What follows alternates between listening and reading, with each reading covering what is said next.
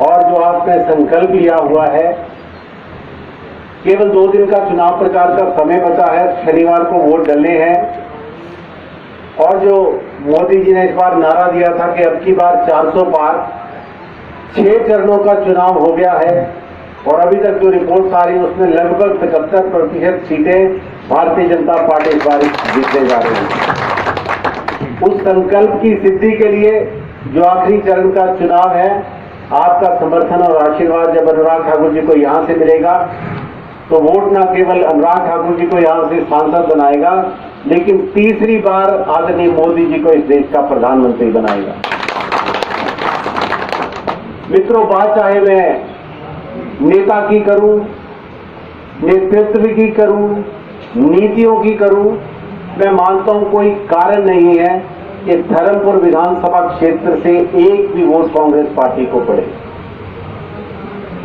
जिस double engine की भाई रजत जी ने बात की, आप याद कीजिए इस पूरे धर्मपुर विधानसभा क्षेत्र को पूरे हिमाचल प्रदेश के सबसे पिछड़े विधानसभा क्षेत्रों में एक समय जाना जाता था, लेकिन इस क्षेत्र की जनता ने जब 1998 में अपना आशीर्वाद समर्थन आदरणीय धूमल जी को बमसन विधानसभा क्षेत्र से दिया और आदरणीय ठाकुर महेंद्र सिंह जी यहां से चुनाव जीते, केवल 28 विधायकों का समर्थन था, लेकिन प्रदेश में भारतीय जनता पार्टी की यदि 5 साल सरकार चली तो आदरणीय धूमल जी के नेतृत्व में 1998 में चली। और डबल इंजन की बात आज होती है, तब तो ट्रिपल इंजन था। यहां से महेंद्र सिंह ठाकुर जी थे, वहां प्रेम कुमार धूमल जी थे और दिल्ली में अटल बिहारी वाजपेयी जी थे। देश को पहला ऐसा प्रधानमंत्री आजादी के 50 साल बाद मिला जिसको प्रदेश के देश के गांव-गांव को सड़क से जोड़ने की योजना की बात आई और प्रधानमंत्री ग्रामीण सड़क योजना तब लागू की गई और न केवल देश के प्रदेश के एक-एक गांव को सड़क से जोड़ा गया और जिस क्षेत्र को एक समय काला पानी के रूप में जाना जाता था, आज विकास की दृष्टि से वो आज पूरे प्रदेश में सबसे आगे सड़कों का जहाज जोड़। आज भी मित्रों पूरे देश में सड़कों वाले मुख्यमंत्री की संज्ञा यदि किसी को दी जाती है तो आदरणीय प्रेम कुमार धूमल को दी जाती है।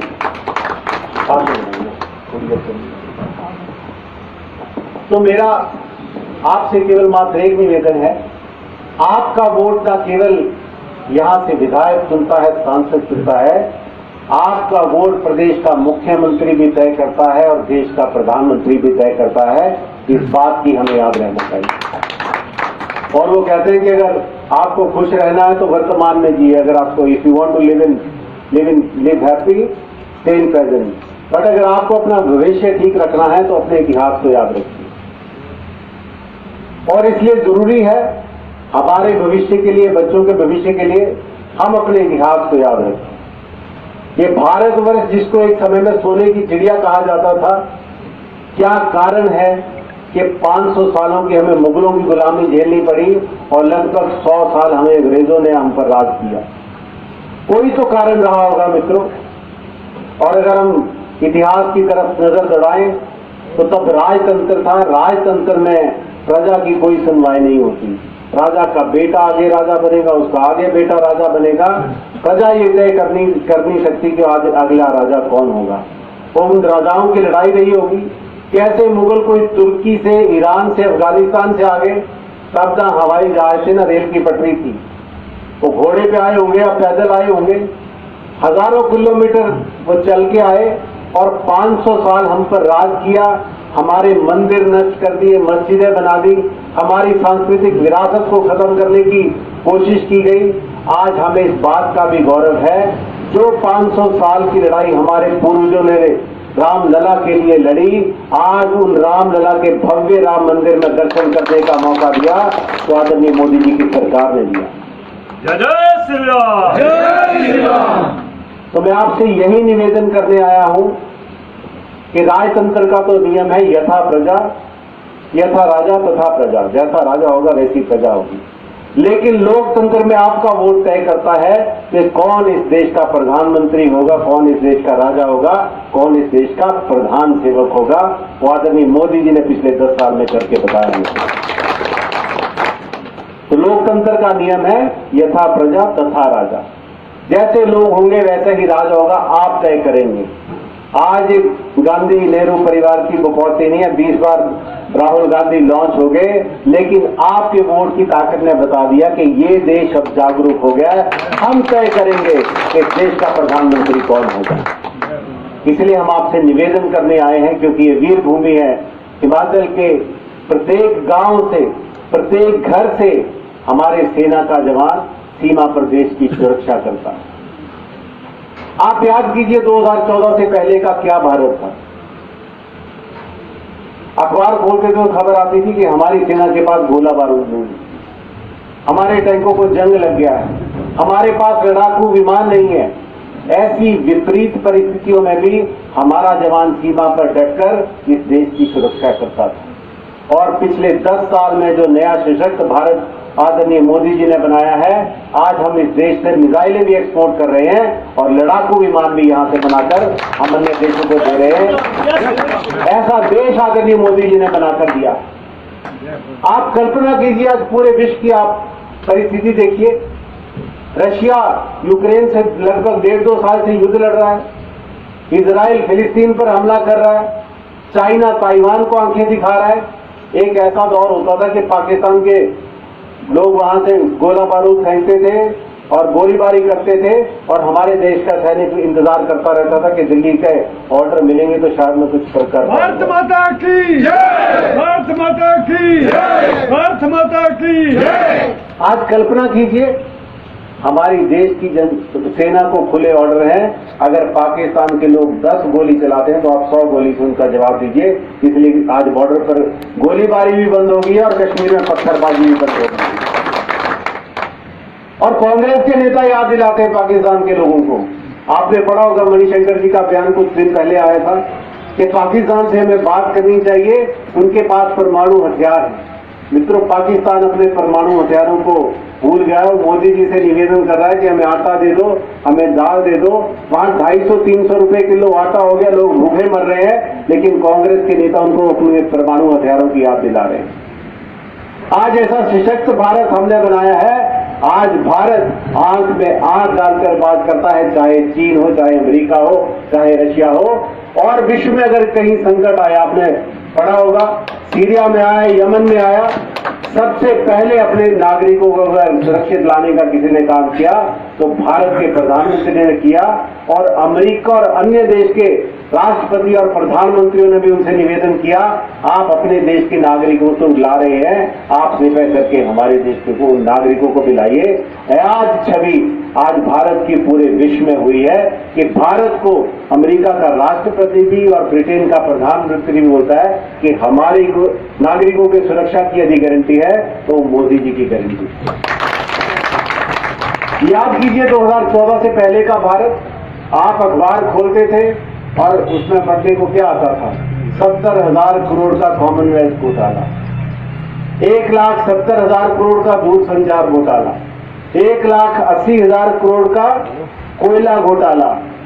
और एक दौर ऐसा भी आया 2011 में, आपको याद होगा 2011 से पहले अन्ना हजारे को कोई नहीं जानता था, लेकिन 2011 में एक ऐसा दौर आया कि हमने देश के लोकतंत्र से अपना दिल उठ गया था, हमारा राजनीतिज्ञों से उठ गया था, राजनीतिक पार्टियों से उठ गया था, और हमें लगता था कि इस देश को लोकतंत्र की जरूरत नहीं थी, क्योंकि जहां अखबार खोलते थे किसी न किसी मंत्री का घोटाला आता था। आज पिछले 10 में मोदी जी का भाषण देखिए, एक पैसे का कोई आरोप ना प्रधानमंत्री पर है ना किसी मंत्री पर है। और आज आप विकास की रफ्तार देखिए, आपके सामने है। एक दौर ऐसा था 1 साल पहले, यहां से आपको चंडीगढ़ पहुंचने के लिए लगभग 7 घंटे लगते थे कि नहीं लगते थे? आज आप जाइए इधर से वाया घुमारवी, 300 रुपये आप क्रॉस करते हैं और 3.5 घंटे में आप चंडीगढ़ पहुंचते हैं कि नहीं? क्या विश्वास आपके सामने विकास दिख रहा है आपको? कैसे सड़कों का जाल बिछा। 1998 से पहले जब धूमल जी की सरकार बनी, केवल मात्र देश में 4 नेशनल हाईवे थी। आज केवल मात्र हमीरपुर लोकसभा क्षेत्र में लगभग 25 नेशनल हाईवे पे काम चल रहा है, तो अनुराग ठाकुर जी और मोदी जी के प्रयासों से चल रहा है मित्रों। तो मैंने जैसा कहा, चाहे मैं नेता की बात करूं, नीतियों की बात करूं, नेतृत्व की बात करूं, मित्रों कोई कारण नहीं है कि आपका एक भी वोट कांग्रेस पार्टी को यहां से मिले। और क्या वायदे करके जाते हैं, हम पर आरोप लगाते थे कि आप चुनाव में आते हैं, कब से नारा लगा रहे हैं, राम लला हम आएंगे, मंदिर कहां वहीं बनाएंगे। आज तो हमने वो मंदिर भी बनाया और 370 की धारा भी कश्मीर से हटाई। आज पत्थरबाजी की घटना नहीं होती, पर कश्मीर के हर चौक पर बड़े भव्य तरीके से तिरंगा फहराया जा रहा है। ये बदलाव मोदी जी की सरकार ने करके। तो मेरा निवेदन आपसे यही, आप तुलना कीजिए पार्टियों की। कांग्रेस पार्टी ने आज तक क्या किया और जो जो वायदे किए हैं और जिस तरीके की उन्होंने सरकारें चलाई हैं। मैं एक बात का निवेदन करना चाहूंगा, क्योंकि यहाँ पर मातृशक्ति भी है, युवा शक्ति भी है। मैं खुद एक स्कूल चलाता हूं। मैं का आप तुलना कीजिए, कांग्रेस की 60 साल का जो शासन इस देश में रहा, एक अंग्रेजी की बड़ी पुरानी कहावत है कि if your vision is 1 year plant a seed, if your vision is 10 years, plant a tree, and if your vision is 100 years, educate your children. कि अगर आपका जीवन का नजरिया 1 साल का है तो बीज लगाइए, जो फसल होगी आपको 1 साल में उसका फायदा मिलेगा। अगर आप जीवन का नजरिया 10 साल का है तो आप पेड़ लगाइए, 10 साल में उसका आपको फायदा मिलेगा। और अगर आपके जीने का नजरिया 100 वर्ष का है तो अपने बच्चों को पढ़ाइए। लेकिन इस सरकार की, आप कांग्रेस की शिक्षा नीति देखिए पिछले कई सालों की। मुझे याद है कुछ साल पहले हमें सर्कुलर आया सीबीएसई का, यहां भी जो स्कूल चलाते हैं उनको पता होगा कि 5वीं तक आप किसी को फेल नहीं करेंगे। बच्चा कुछ करे ना करे, आप बच्चे को पास करते हैं। फिर कुछ साल बाद सर्कुलर आया कि अब आप 8वीं तक किसी को फेल नहीं करेंगे। वो बच्चा फिर कुछ नहीं करता, आप 8वीं तक उसको आगे धक्का देके चलाते रहते हैं। फिर कपिल सिब्बल जी देश के शिक्षा मंत्री बने, जो बड़े वरिष्ठ वकील हैं, 25 लाख रुपए की पेशी लेते, अपनी एक पेशी का लेते हैं और उनके खुद के बच्चे इंग्लैंड में पढ़ते हैं, पोते जो पोतियां वहां पढ़ते हैं। वो इस देश के शिक्षा मंत्री बने, उन्होंने कहा 10वीं के बोर्ड की भी जरूरत नहीं। आप जो वरिष्ठ लोग यहाँ बैठे हैं, आपको पता है आपके समय तो 5वीं का भी बोर्ड होता था, 8वीं का भी होता था, 10वीं का भी होता था, 12वीं का भी होता था। तो फिल्टर लगता रहता था, आपको डंडे पड़ते थे कि भैया बोर्ड का एग्जाम में क्लियर करो। तो 5वीं का करते थे, 8वीं का करते थे, 10वीं का करते थे, 12वीं का करते थे। और जहां लगता था कि नहीं हो पा रहा तो आप कोई फौज में भर्ती होता था, कोई और काम चुनता था। और इस शिक्षा नीति के पीछे ये तर्क दिया गया कि बच्चे अगर कम मार्क्स लें या फेल हो जाएं तो डिप्रेशन में चले जाते हैं, सुसाइड कर लेते हैं। जैसे कहेंगे हम आज भी पढ़ते हैं कि कोटा में कोई गया इंजीनियरिंग की तैयारी करने और मेडिकल की तैयारी करने और बच्चे ने सुसाइड कर लिया। इसी नीति के तहत ये किया गया और शिक्षा नीति ये बना देगी कि nobody should fail in school, let them fail in life. कि स्कूल में किसी को फेल मत करो, जिंदगी में वो भले होते रहे। इसीलिए हमने लाखों करोड़ों लोगों की ऐसी फौज इस देश में बना दी जिनके पास डिग्री तो बीटेक है, एमटेक। उसको हर 6 महीने में कुछ ना कुछ नया सीखना पड़ेगा टू बी रेलिवेंट उस दौर के लिए, उसको तैयारी करनी पड़ेगी। लेकिन ऐसी शिक्षा नीति बनाएगी, आज 90% बच्चे जिनके पास डिग्रियां हैं वो नौकरी के काबिल नहीं। इसलिए फिर कांग्रेस के लोग आते हैं, कुछ साल पहले आए होंगे और क्या बोल के गए थे कि हर किसी को हर घर में 3500 रुपया बेरोजगारी भत्ता देंगे, बोल के गए थे कि नहीं। 5 साल उन्होंने सरकार चलाई, कितने लोगों को मिला था आप बताइए? एक युवा को नहीं मिला। और पिछली बारी तो हमारी मातृशक्ति को उठाया गया, जैसे भाई रजत सिंह ने बताया। क्या बोला था कि 2 रुपये गोवा भी ले लेना, कि 100 रुपये लीटर दूध भी ले लेना। कितनी महिलाओं का लिया है? हाथ खड़ा करें अगर किसी का लिया हो। और आप लोगों ने तो नए नए पर्स भी ले लिया। क्या बोला कि इस बारी जैसे ही सरकार बनेगी पहली कैबिनेट की मीटिंग होगी और 1500 रुपया आपके खाते में आएगा। आया किसी के खाते में? तो आप गिनिए फिर 16 महीने 1500 रुपए। जब भी कोई कांग्रेस के नेता है पहले तो बोले कि 16 महीने के भाई 24,000 रुपए ला, फिर बात करें। एक तरफ ऐसी पार्टी जो हर बार झूठे कोरे वायदे करके जाती है और उसके बाद आप लोगों साल में इस देश का वो विकास कर दिया जो कांग्रेस की सरकारें 7 साल में नहीं कर पाई। ये तुलना है कांग्रेस पार्टी और भारतीय जनता पार्टी की। और मैं तो आज एक और आरोप लगाना चाहता हूं मित्रों, कुछ मीडिया के साथी भी यहाँ पे हैं। आप ये जो कांग्रेस के कैंडिडेट इनका हल्फनामा देखिए, पिछले हल्फनामे में लगभग 6 करोड़ का लोन था इनके पास और आए हैं इनकी 9 लाख रुपए। और इस बार 1-1.5 साल बाद जो हल्फनामा दिया है उसमें वो 6 करोड़ का कर्जा माफ हो गया 9 लाख की इनकम के केस।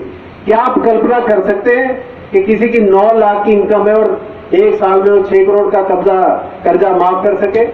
तो जब भी मुख्यमंत्री आए या उनके उम्मीदवार आए उनसे एक बात पूछिए कि इस मुख्यमंत्री ने, जिनको कहा जाता है कि केवल 11 दी सरकार है, अपने इस मित्र के 6 करोड़ का कर्जा माफ किया है। ये आपको उनसे बात पूछनी चाहिए कि क्यों आपने माफ किया। अगर वो 6 करोड़ इन महिलाओं को दिया जाता 1500 रुपया, तो 40,000 महिलाओं को धर्मपुर में 1500 रुपया 1 महीने का दिया जा सकता था। इस बात को भी आप उनसे पूछें और कांग्रेस प्रत्याशी से भी पूछें। 1100 करोड़ का एनपीए कांगड़ा कोऑपरेटिव बैंक का है, उस सरकार ने केवल 44 करोड़ रुपए लिए हैं। लगभग 1050 करोड़ रुपया इन्होंने इन कर्जदारों का माफ कर दिया। ये मेरा इस सरकार पर आरोप है। जो बात करते हैं कि प्रदेश का विकास करेंगे, वो केवल अपने मित्रों का कर्जा माफ कर रहे हैं। ऐसी कांग्रेस सरकार को प्रदेश से भी भगाना है।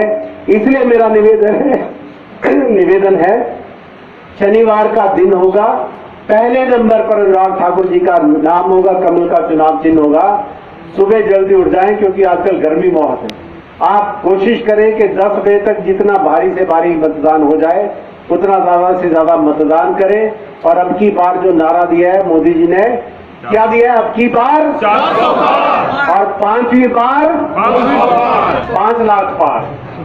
अनुराग जी का 5वां चुनाव है। 5 लाख से ज्यादा बढ़त का हमने जो संकल्प लिया है, उस संकल्प को पूरा करने के लिए मुझे पूरा वो है कि आप अपना आशीर्वाद और समर्थन अनुराग ठाकुर जी को यहां से देंगे ताकि फिर से विकास की वो गति, मैंने काम आपको बिनाए नहीं। आपको तो पता है, जब आप चंडीगढ़ जाते हैं लेफ्ट साइड पे आपको दिखता है 1400 करोड़ का एम्स आपके सामने बना। इस प्रदेश की एकमात्र जो केंद्रीय यूनिवर्सिटी है वो यहाँ देरा में बनी। मित्रों, 542 लोकसभा क्षेत्रों में से केवल मात्र एक ऐसा लोकसभा क्षेत्र है हमीरपुर लोकसभा क्षेत्र, जहां आपके सांसद ने 6 केंद्रीय विद्यालय खुलाए। आपके धर्मपुर क्षेत्र में भी खुला। पीजीआई का सैटेलाइट सेंटर ऊना में बन रहा है, जोर सप्पड़ में मेडिकल कॉलेज बन रहा है।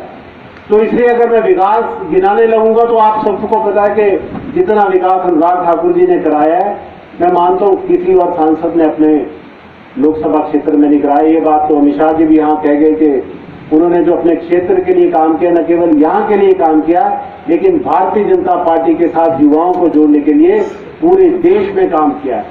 और अगर आज हमें इस बात का गौरव है कि विश्व के नेता के रूप में अगर किसी को पहचान मिली है तो आदरणीय मोदी जी को मिली है। अगर आप देश के किसी कोने में चले जाएं और ये बात करें कि मैं धर्मपुर से हूं, हमीरपुर लोकसभा क्षेत्र से हूं, तो आपको भी इज्जत सम्मान मिलती है कि देश का ऐसा कोई कोना नहीं है जो आपके सांसद अनुराग ठाकुर जी को ना जानता। तो ये हमारे गौरव का, हमारे आत्म सम्मान का चुनाव है। और हमीरपुर तो आपके बिल्कुल पास है और कहीं तो हमने जाना नहीं है। तो इसलिए मैं निवेदन करने आया हूं इसी संकल्प के साथ कि तीसरी बार मोदी सरकार, अनुराग ठाकुर जी 5वीं बार 5 लाख पार। उस संकल्प को पूरा करने के लिए केवल मात्र हमारे पास 2 दिन है।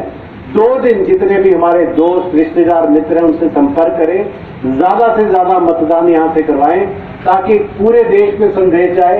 अगली लोकसभा में जब सांसद जाएंगे तो टॉप 10 की जो सूची होगी तो उसमें हमीरपुर लोकसभा क्षेत्र के अनुराग ठाकुर जी सबसे ज्यादा मतों से विजयी होकर जाएं। यही संकल्प हम ले। एक बार फिर से मैं आपका बहुत बहुत धन्यवाद करता हूं। जय भारत, जय श्री राम।